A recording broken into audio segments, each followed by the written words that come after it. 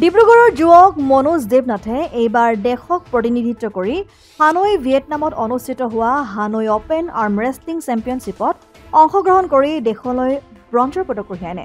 NKS হুণ্ডাইলৈ স্বাগতম। North ইষ্টৰ প্ৰথম GDSI 2.0 ফিচাৰ্ছ ডিলাৰ হৈছে NKS হুণ্ডাই। অত্যাধুনিক সা সুবিধাৰে তৈয়াৰী most আপডেটেড হুণ্ডাই ডিলাৰ এতিয়া ডিব্ৰুগড়ত। আমাৰ NKS হুণ্ডাই ডিলাৰত open sales consultant room, customer ৰুমৰ লগতে পুৰণি গাড়ীৰ এক্সচেঞ্জ ফেচিলিটিও ৰখা হৈছে। ইয়াত সেলছৰ লগতে সাৰ্ভিস সেক্টৰৰ সুন্দৰ সুবিধা আছে। প্ৰয়োজনীয় সকলো এডভান্স টুলছ, হুইল বেলেন্সিং, এলাইনমেন্টৰ অত্যাধুনিক machine, post hydraulic lift, fully train man পাৱাৰৰ লগতে nitrogen gas filling facility, fully automatic car ৱাছৰ ফেচিলিটিও আছে।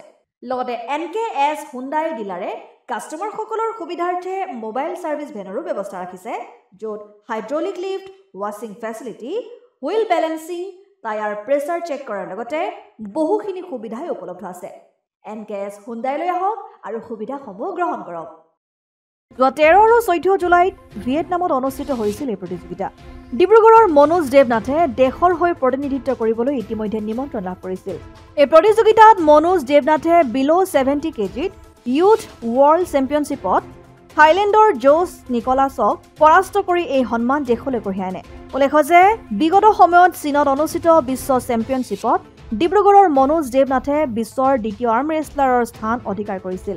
উল্লেখ্য যে দুদিনৰ পাছতে নিজ গৃহ চহৰ ডিব্ৰুগড়ত উপস্থিত হ'ব মনোজ দেৱনাথ।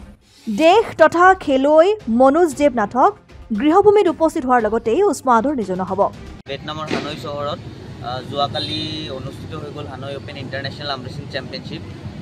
তাতে মই ব্ৰঞ্জ পাবলৈ সক্ষম হৈছোঁ ভাৰতৰ হৈ। আৰু ইয়াত বহুত ভাল কম্পিটিশ্যন আছিল। মোৰ ৱেট ক্লাছত 24 জন আছিল বেলেগ বেলেগ দেশৰ।